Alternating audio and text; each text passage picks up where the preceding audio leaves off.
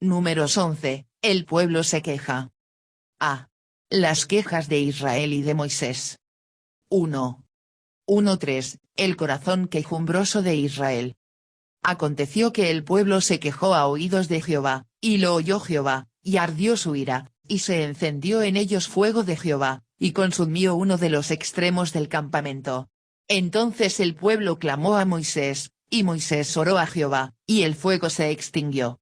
Y llamó a aquel lugar Tabera, porque el fuego de Jehová se encendió en ellos. A.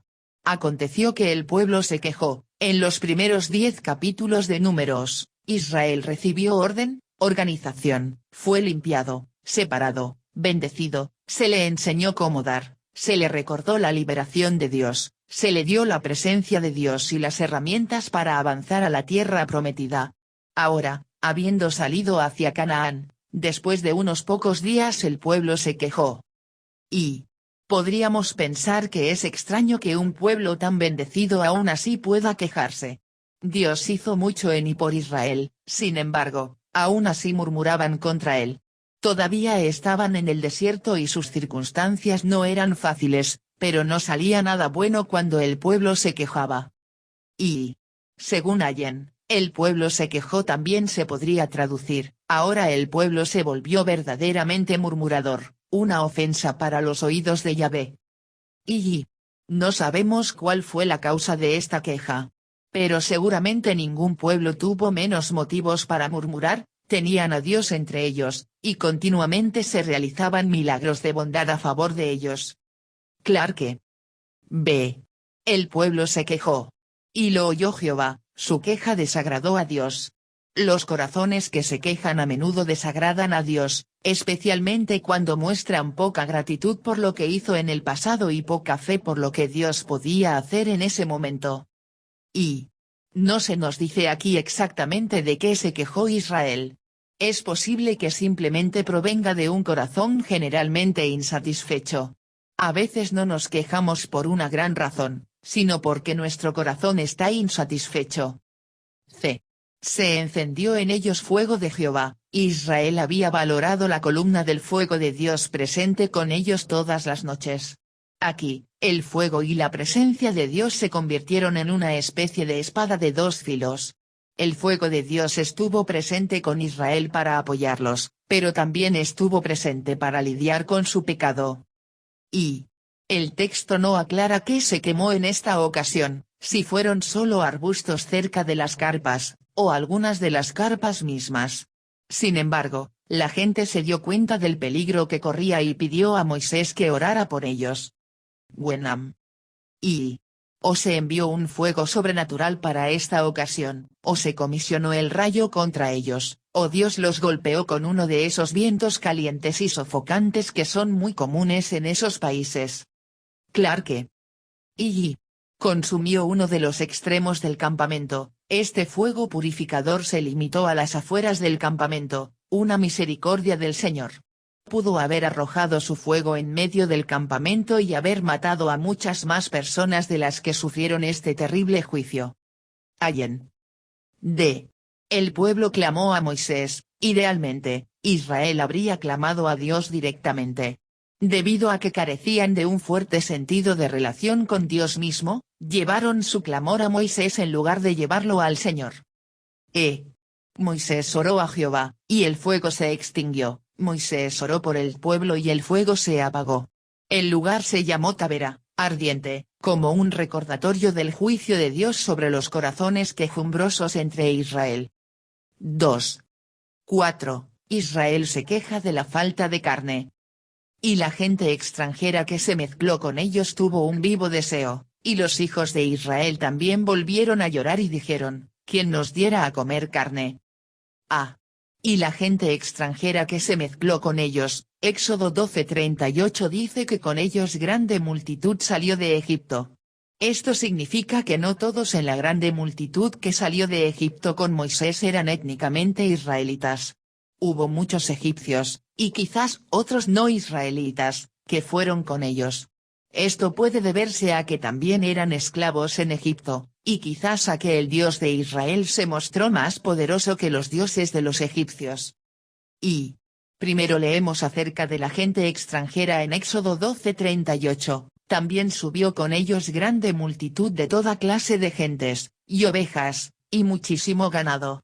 La declaración en Éxodo muestra que eran ricos, que tenían rebaños y manadas, incluso mucho ganado. Quizás eso explicaba la voluntad del pueblo de Dios de permitirles acompañarlos. Y el hecho de que ellos tuvieran tales posesiones también parecería sugerir que eran más que aventureros. Tenían cierto interés en la migración, quizás un interés de curiosidad.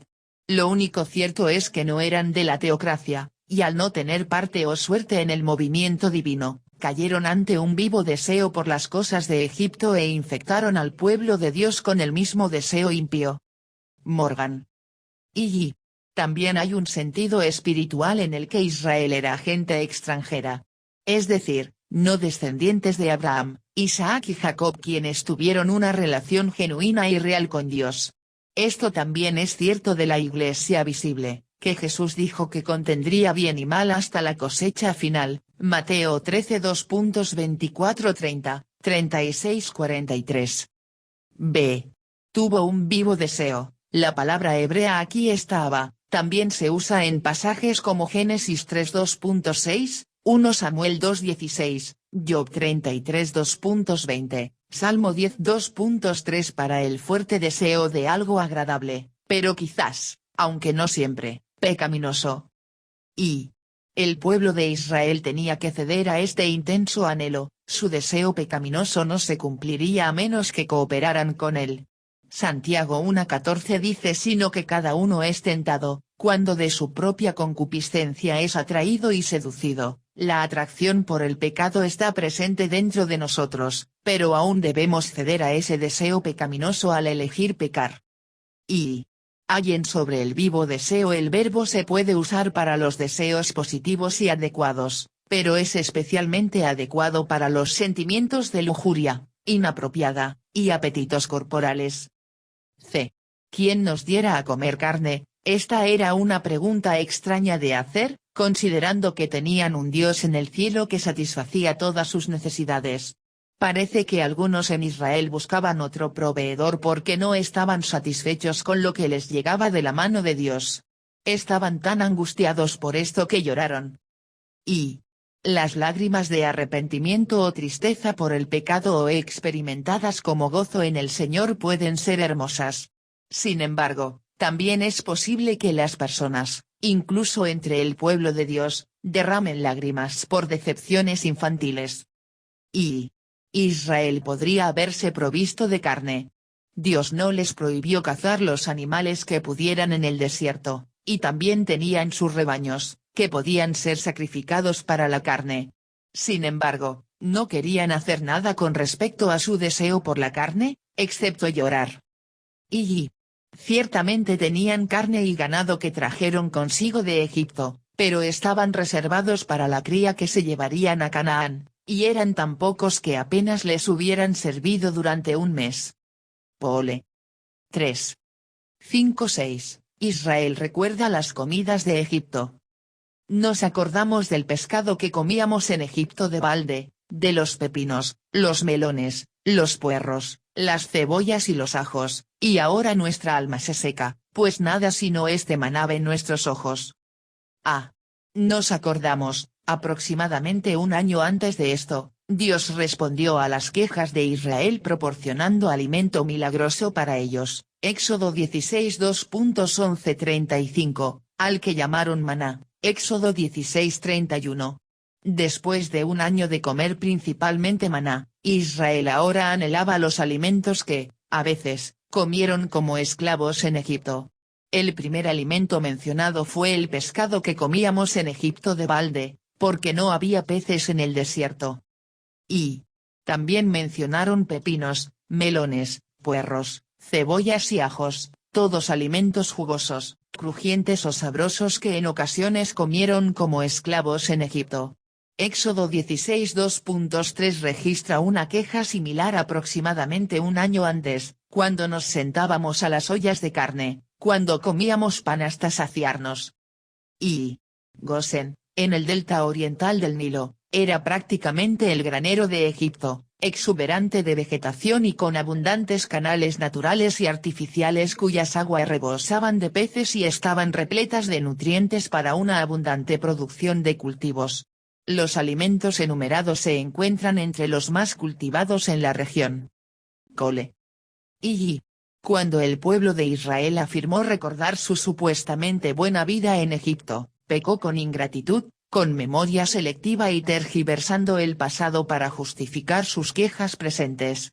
No hay duda de que hubo momentos y comidas buenos y agradables para los esclavos hebreos en Egipto, pero en general sus amos egipcios amargaron su vida con dura servidumbre. Éxodo 1:14.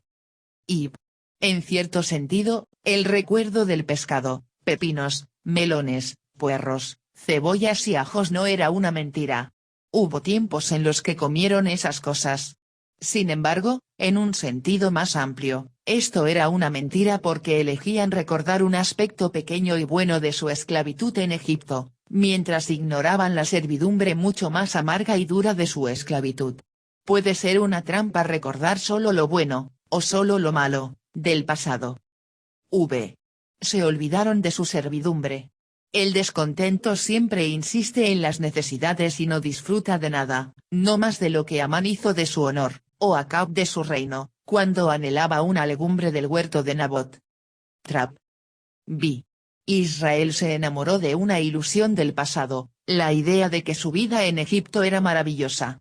En cambio, deberían haber buscado lo que Dios tenía para ellos en el futuro, la leche y la miel de Canaán. Éxodo 13:2.5. El pueblo de Dios debería tener la actitud que luego expresó Pablo en Filipenses 3:2.13-14, seguir adelante, mirar hacia adelante y no concentrarse en el pasado. Pues nada sino este maná. Parece que Israel se quejaba de que el maná no era lo suficientemente emocionante, que era aburrido. Esta terrible falta de agradecimiento fue nada menos que menosprecio a Jehová. Números 11:20. Y hubo al menos 3 momentos distintos en los que Israel se quejó de la provisión de alimentos de Dios, Éxodo 16:2.13, Números 11:2.434 y Números 21:2.49. En Éxodo 16 se quejaron de la falta de comida, en Números 11 se quejaron de la falta de variedad, y en Números 21 nuevamente se sintieron insatisfechos con el maná. Y Dios es nuestro proveedor, despreciar lo que Él provee es despreciarlo a Él. No es el trabajo de Dios entretenernos, y deberíamos ser más que niños que exigen ser entretenidos y emocionados. Y nunca podrían estar satisfechos, ni siquiera Dios mismo pudo complacerlos, porque siempre prefirieron su propia sabiduría a la suya. Dios nos salvará a su manera, o no nos salvará, porque así, siendo el plan de la sabiduría infinita, es imposible que podamos ser salvos en cualquier otro. Clarke. Y ahora nuestra alma se seca. Estas palabras suenan demasiado dramáticas de un pueblo que había sido alimentado por el maná que les llegó esa mañana. En sus quejas, Israel no solo idealizaba el pasado, sino que también exageraba los problemas del presente. Decir nuestra alma se seca era una exageración terrible. Dios no permitiría que se consumieran en el desierto. De hecho, Dios proveyó todas sus necesidades, aunque no todos sus deseos. Y Israel se centró en lo que no tenía. Era cierto, no tenían el pescado ni varios tipos de verduras en la lista. Sin embargo, parecían olvidar por completo lo que sí tenían, provisión diaria, milagrosa y nutritiva de Dios que pudo alimentar a una nación en el desierto. Desde entonces, muchos han seguido el mismo camino peligroso de olvidar lo que Dios ha provisto y enfocarse en lo que uno no tiene, todavía. 4.7.9, una descripción del maná. Y era el maná como semilla de culantro, y su color como color de bedelio. El pueblo se esparcía y lo recogía, y lo molía en molinos o lo majaba en morteros, y lo cocía en caldera o hacía de él tortas, su sabor era como sabor de aceite nuevo. Y cuando descendía el rocío sobre el campamento de noche, el maná descendía sobre él. Y era el maná como semilla de culantro, y su color como color de bedelio. Este pasaje y Éxodo 16 dan el mayor detalle acerca de cómo era el maná y cómo Dios lo proveía. Punto centrado. Maná era el nombre de Israel para esta sustancia, Éxodo 16:31, porque no sabían qué era, Éxodo 16:15. Dios lo llamó pan del cielo, Éxodo 16:2.4, Salmo 78:2.24, y pan de nobles, Salmos 78:2.25. Punto centrado. Dios le daba maná a Israel como prueba a su obediencia, Éxodo 16:2.4. Punto centrado. El maná era dado por Dios en doble medida el sexto día, para que Israel pudiera descansar de recolectarlo el séptimo día, Éxodo 16:2.5. Punto centrado. El maná aparecía por la mañana, como rocío en la tierra, también en Éxodo 16:2.13-14. Punto centrado. El maná se derretía más tarde en la mañana, Éxodo 16:21. Punto centrado. El maná era pequeño, blanco y fino como escarcha en el suelo, Éxodo 16:14, como una semilla de culantro, también en Éxodo 16:31. Algunos, como Wenham, sugirieron que el maná venía como pequeñas escamas blancas. Punto centrado. El maná era recolectado familia por familia, Éxodo 16:16. Punto centrado. El maná que se guardaba para el día siguiente se echaba a perder, Éxodo 16:2.19-20, excepto el que se recogía el sexto día para el día de reposo, Éxodo 16:2.23-26. Punto centrado. El maná se preparaba de diversas formas, lo molía en molinos o lo majaba en morteros, y lo cocía en caldera o hacía de él tortas. Punto centrado. El maná era dulce al paladar, como hojuelas con miel, Éxodo 16:31. Sabía a sabor de aceite nuevo. Punto centrado. Israel comió maná durante 40 años, hasta que entraron en Canaán, Éxodo 16:35. B. Su sabor era como sabor de aceite nuevo, de hecho, el maná era una excelente provisión. Era tan sabroso como una masa parecida a un pan que se cocinaba con aceite, tal vez algo así como una rosquilla o un panqueque moderno. Sin embargo, el maná proporcionaba toda la nutrición que el pueblo de Israel necesitaba para un largo viaje por el desierto. 3. 10:15, la queja de Moisés. Y oyó Moisés al pueblo, que lloraba por sus familias, cada uno a la puerta de su tienda, y la ira de Jehová se encendió en gran manera, también le pareció mal a Moisés. Y dijo Moisés a Jehová, ¿por qué has hecho mal a tu siervo? ¿Y por qué no he hallado gracia en tus ojos, que has puesto la carga de todo este pueblo sobre mí? ¿Concebí yo a todo este pueblo? Lo engendré yo, para que me digas, llévalo en tu seno, como lleva la que cría al que mama, a la tierra de la cual juraste a sus padres. ¿De dónde conseguiré yo carne para dar a todo este pueblo? Porque lloran a mí, diciendo, danos carne que comamos. No puedo yo solo soportar a todo este pueblo, que me es pesado en demasía. Y si así lo haces tú conmigo, yo te ruego que me des muerte, si he hallado gracia en tus ojos, y que yo no vea mi mal. Y la ira de Jehová se encendió en gran manera, también le pareció mal a Moisés, el llanto infantil del pueblo no solo enfureció al Señor, también pareció mal a Moisés. Esta frustración llevó a Moisés a Dios, y se quejó de que nunca podría satisfacer las necesidades de tanta gente. Y Moisés ciertamente tenía una mejor razón para quejarse con Dios, no fue como si él hubiera cedido a un vivo deseo como lo hicieron los hijos de Israel. Sin embargo, incluso sus quejas no eran buenas y mostraban una falta de confianza en Dios. Y quizás Moisés fue tomado por sorpresa, sorprendido de que la gente se rebelara tan rápidamente después de una advertencia tan fuerte en Tabera, Números 11:2.13. Es fácil que el líder haga algo incorrecto cuando lo pillan desprevenido. B. ¿Por qué has afligido a tu siervo? Moisés respondió a Dios como muchos de nosotros lo hacemos en tiempos de prueba. Básicamente dijo, Dios, aquí estoy sirviéndote. ¿Por qué traes esto sobre mí? Es fácil decir que Dios no trajo esto sobre Moisés, un pueblo carnal e ingrato lo había hecho. Sin embargo, aunque Dios no afligió directamente a Moisés con esto, sí lo permitió.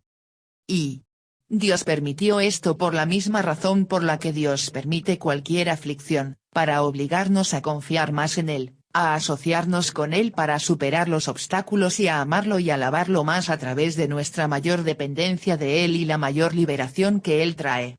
Por estas razones y más, Dios a veces designa aflicción para su pueblo. 1 Tesalonicenses 3:2.3. Y, en medio de nuestra aflicción, es fácil pensar que Dios está en nuestra contra, como lo hizo Moisés, porque no he hallado gracia en tus ojos. La respuesta de Dios es siempre la misma, es porque te amo que te estoy entrenando, edificándote en la fe. Y, aunque Moisés le aseguró a Hobab que el Señor trataría bien a Israel, pronto le preguntaría al mismo Señor, signo de interrogación abierta: ¿por qué has tratado mal a tu siervo? 10:32, 11:11. Wenham.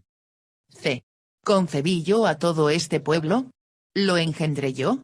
Cuando Moisés se comparó a sí mismo con una madre y los hijos de Israel como sus hijos, usó una forma de hablar adecuada, porque Israel estaba actuando como niños insatisfechos, llenos de lágrimas, porque lloran a mí. Y Moisés, como muchos siervos de Dios desde su época, tenía que entender que, por muy desagradable que sea a veces la obra de dirigir al pueblo de Dios, Dios usa esas dificultades en la vida de sus siervos. Dios no quita las molestias del camino ni siquiera para sus siervos devotos. Recordamos cómo Pablo se sintió molesto y agobiado mientras llevaba el pensamiento del mundo a un nuevo día. Watson. D. No puedo yo solo soportar a todo este pueblo, entender que el trabajo de dirigir a Israel era demasiado grande para Moisés era bueno. Podía llevarlo a confiar en Dios y no tratar de hacer el trabajo sin Dios. Moisés no podía soportar a toda esta gente solo, Dios lo haría en él y a través de él. Y, parafraseando a John Trapp, el reformador alemán Philipp Melanchthon dijo que los tres trabajos más dolorosos eran los de los ministros de Dios, los de los líderes civiles y los de las mujeres que daban a luz. Y el mejor servicio que pueden hacernos todos aquellos que lideran, guían y aman a los humanos es confesar su propia insuficiencia y guiarnos a Jesús. Todo lo que los hombres necesitan se encuentra en Él y solo en Él. McLaren. Y si así lo haces tú conmigo, yo te ruego que me des muerte. Moisés estaba muy frustrado. Derramó su emoción, dolor y frustración al Señor.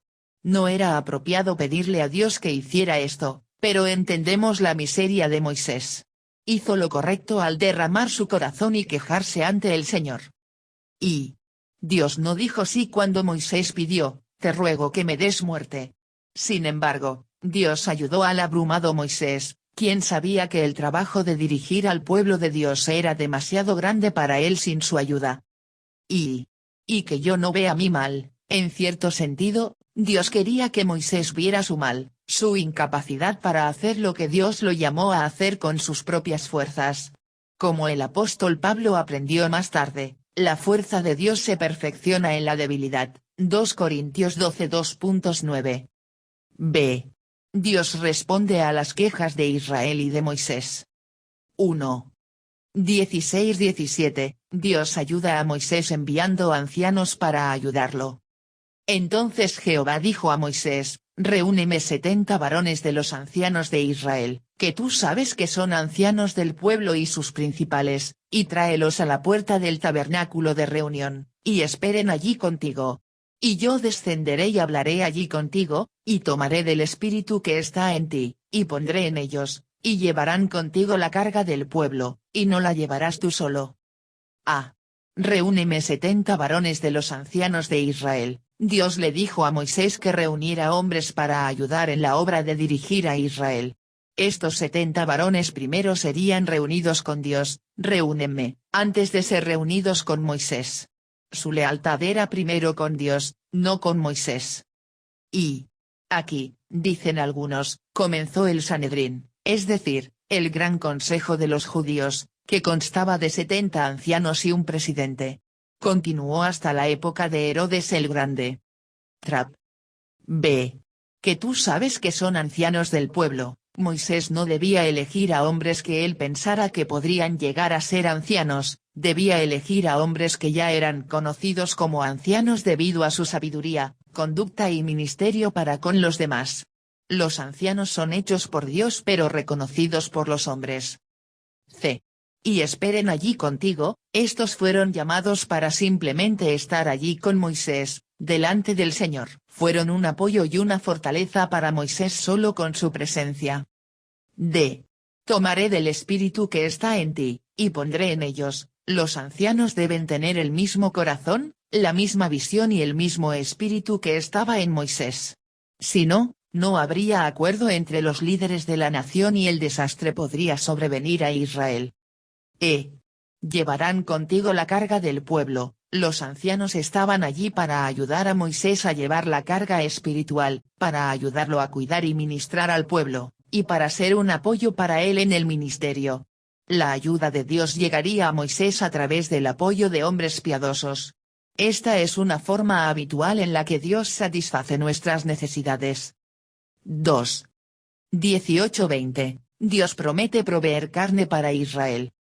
Pero al pueblo dirás, santificaos para mañana, y comeréis carne, porque habéis llorado en oídos de Jehová, diciendo, ¿quién nos diera a comer carne? Ciertamente mejor nos iba en Egipto. Jehová, pues, os dará carne, y comeréis. No comeréis un día, ni 2 días, ni 5 días, ni 10 días, ni 20 días, sino hasta un mes entero, hasta que os salga por las narices, y las aborrezcáis. Por cuanto menospreciasteis a Jehová que está en medio de vosotros, y llorasteis delante de él, diciendo, ¿para qué salimos acá de Egipto? Porque habéis llorado en oídos de Jehová. Dios oyó el llanto de Israel y supo que eran las lágrimas de gente ingrata y quejumbrosa. Dios escuchó su reclamo, mejor nos iba en Egipto y sabía que sus palabras eran una tergiversación selectiva del pasado para justificar su queja. B. Jehová, pues, os dará carne, y comeréis. Esto no era una bendición. Dios prometió responder al deseo del corazón de Israel, pero no de una manera que fuera una bendición para Israel. A veces, Dios disciplina a su pueblo dándoles lo que piden, lo que clama su vivo deseo. C. Hasta que os salga por las narices, y las aborrezcáis, Dios prometió darles tanta carne que enfermarían. Esto se debía a que negaban y dudaban de la bondad de la liberación de Dios. No es bueno que el pueblo de Dios niegue la bondad de la liberación de Dios en sus vidas. 3. 21-23, Moisés reacciona a la promesa de Dios de proporcionar carne para Israel. Entonces dijo Moisés, 600.000 de a pie son el pueblo en medio del cual yo estoy, y tú dices, les daré carne, y comerán un mes entero. ¿Se degollarán para ellos ovejas bueyes que les basten? ¿O se juntarán para ellos todos los peces del mar para que tengan abasto? Entonces Jehová respondió a Moisés, ¿acaso se ha acortado la mano de Jehová? Ahora verás si se cumple mi palabra, o no.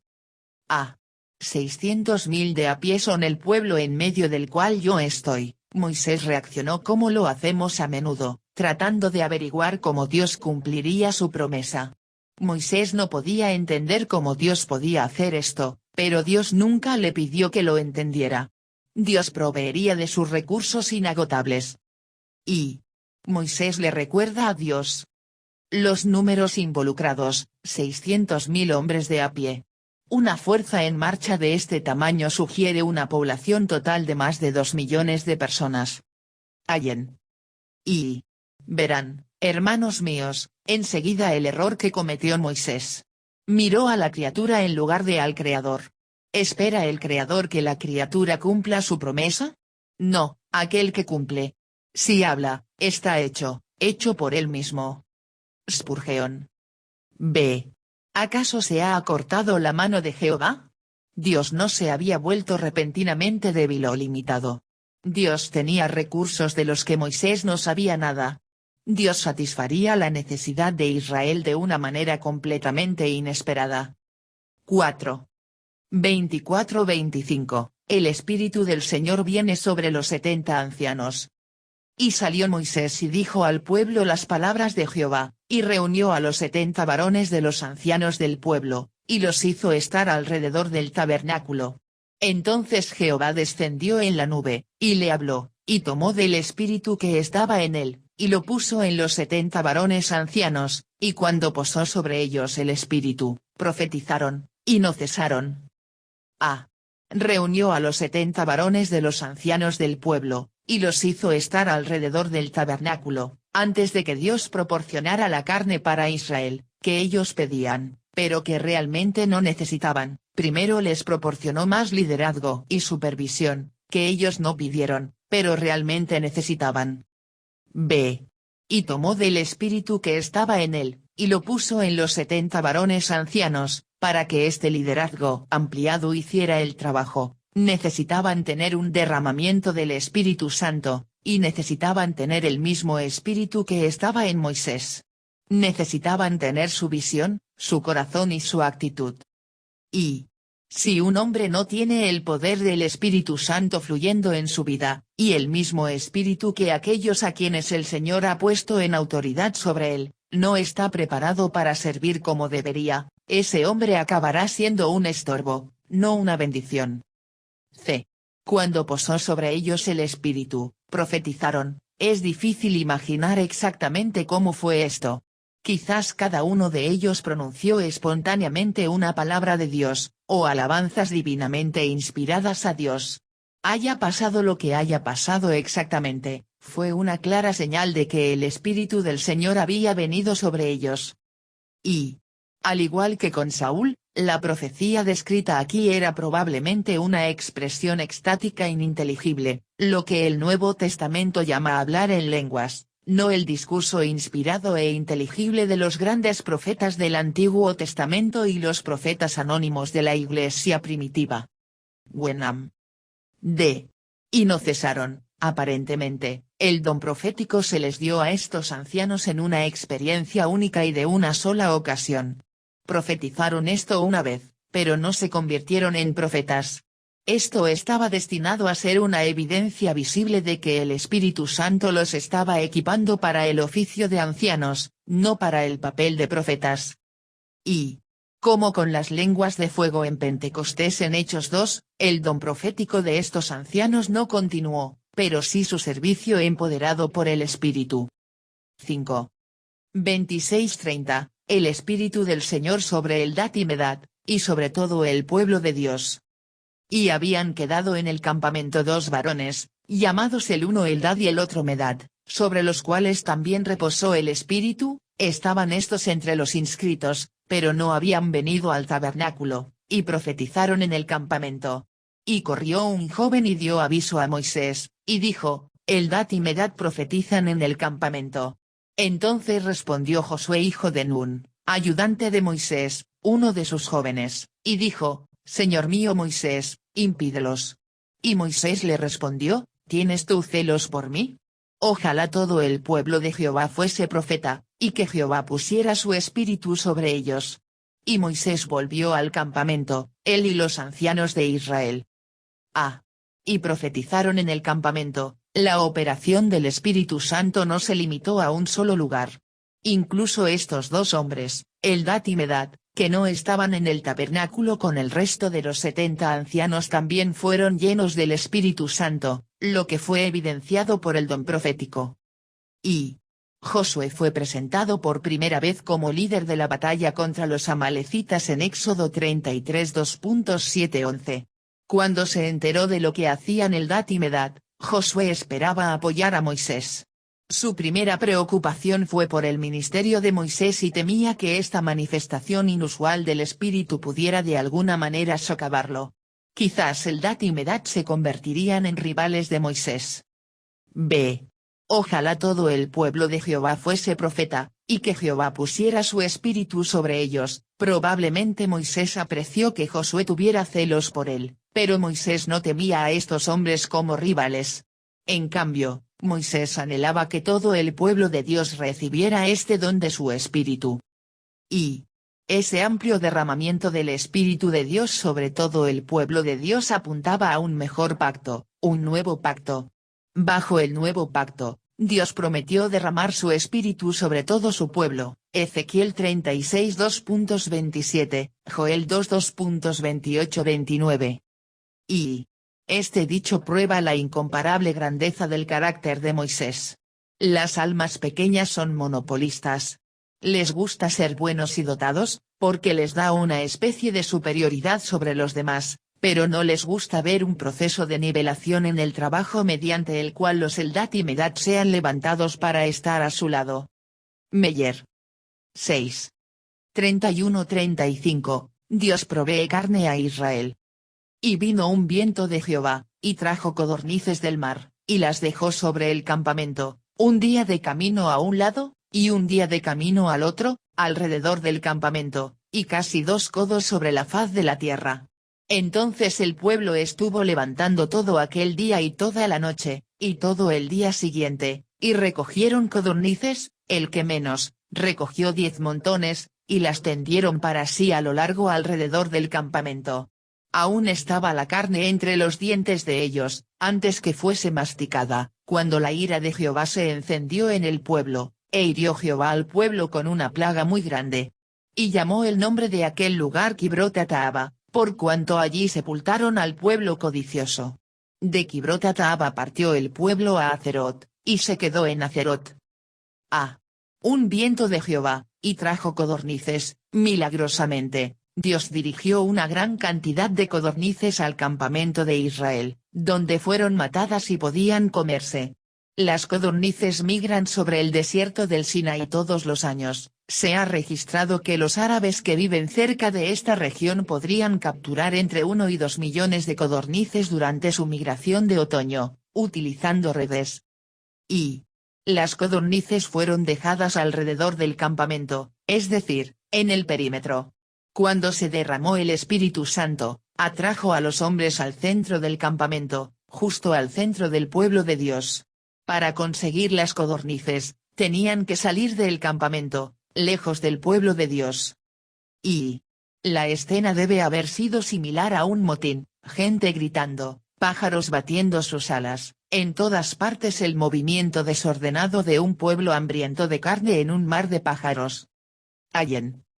Y el Espíritu fue dado a los ancianos para ayudar a Moisés, Números 11:25, 29, y el viento trajo las codornices, Números 11:31, usando la misma palabra en hebreo para espíritu y viento, ruah. Aún estaba la carne entre los dientes de ellos, antes que fuese masticada, cuando la ira de Jehová se encendió en el pueblo, con gran esfuerzo y entusiasmo, recogió las codornices y las preparó para comer. Pero cuando comieron, aún estaba la carne entre los dientes de ellos, el Señor envió una plaga entre ellos y muchos murieron. E hizo llover sobre ellos carne como polvo, como arena del mar, aves que vuelan. Las hizo caer en medio del campamento, alrededor de sus tiendas. Comieron, y se saciaron, les cumplió, pues, su deseo. No habían quitado de sí su anhelo, aún estaba la comida en su boca, cuando vino sobre ellos el furor de Dios, e hizo morir a los más robustos de ellos, y derribó a los escogidos de Israel. Salmos 78 2.27-31. Y bien pronto olvidaron sus obras, no esperaron su consejo. Se entregaron a un deseo desordenado en el desierto, y tentaron a Dios en la soledad. Y Él les dio lo que pidieron, mas envió mortandad sobre ellos. Salmos 106 2.13-15. Y cuando permitimos que los anhelos impíos gobiernen nuestras vidas, Dios puede enviar lo que anhelamos, y también la mortandad a nuestra alma. Es mejor tener un alma bien alimentada y ser privado de los antojos impíos. Y hay momentos en que Dios concede una petición injustificada para que los hombres puedan aprender a través de la experiencia la locura de sus deseos. Morgan.